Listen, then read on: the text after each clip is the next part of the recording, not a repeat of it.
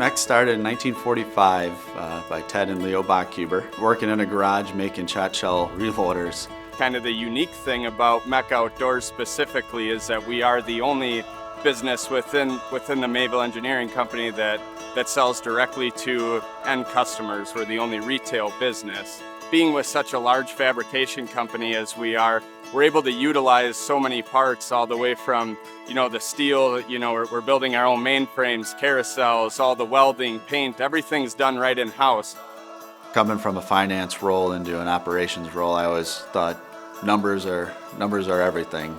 Quickly found out that it's really the people are everything. Numbers can lead you to a problem, but it's the people that are going to help solve it. Manual welding is you're doing all the welding by hand, you're setting up the parts yourself, running the tool yourself, fixing any mistakes yourself. In robotic welding, what we do is we basically load a part into a fixture, and then we start up our robot, unload the robot, and we have a part. Some of the plants have welding. The ones in Beaver Dam do painting, assembly. Here we do mostly brickwork, welding, spot weld, stuff like that. MEC support with the MBA is equally important as the MBA's support of MEC. The public and private partnerships are important to really develop the area. I think one thing that we fell into coming out of COVID was fighting over talent. Through MEC with our own internal boot camps as well as working with MBA, that helps keep good talent in this area, and then investing in the schools. To be able to work with the schools, to have the schools work with us that we can help give the resources is equally important. And it all comes down to just making people excited about manufacturing. I started as an apprentice in January, and then I was apprentice working 4 hours a day, Monday through Friday, until I graduated high school. And then I went full-time in June. When I was in high school, I loved the shop classes. I was in a youth apprenticeship program that the school offered at that time.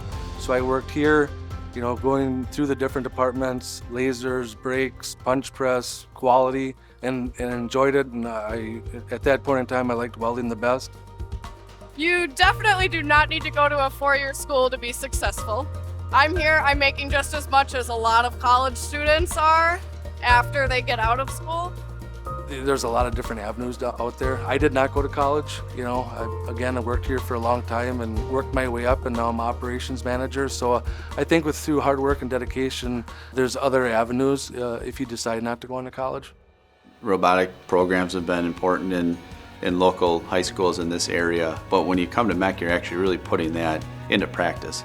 So whether it's a robotic welder, robotic brake, dealing with automated material handling equipment on the lasers, there's a lot of opportunities to move into different roles that involve robotics. Before we bought any of their robots, most all of our parts were formed by Cincinnati's or mechanical brakes. Now we're getting into automation, so we're getting into the robotic brakes. Smaller brakes can do smaller parts. A lot of runs are done on those that are long running jobs. They're 3,000, 5,000 parts for like Polaris and stuff like that, John Deere, the Harley Davidson Mercury parts that are long runners. That's what the robots are meant to do. Unlike manual welding, you only know how to do the manual welding. Robots, you need to learn how to use your teach pennant. You need to learn how to do touch-ups. There's a lot more opportunity with robotic welding.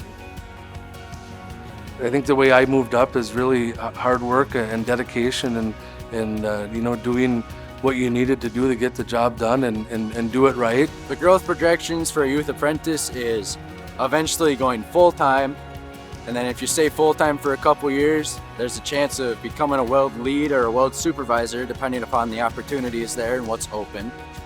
I think what separates MEC from others is kind of our culture. A large company with the family type feeling, a lot of plants throughout the United States. So there's other opportunities out there, and again, MEC promotes within.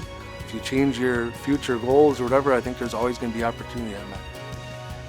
I would say if you put your mind to something and train and learn it and want to have the will to learn it, I think anybody can learn anything and do it and get good at it. Do it. If you're a high school girl and you want to weld, definitely do it. It is a great experience and not just a great trade to have, a great skill to have. The ability to develop our own people is going to allow us to grow and expand without needing more footprint. So As we will continue to grow outside of Dodge County, there's still a lot of opportunity for us to grow here. If you want a company with youth apprenticeship programs, internal training camps, high premiums, competitive wages, and most importantly, a company that cares about you and where you want to go with your career, come find us at meccareers.com.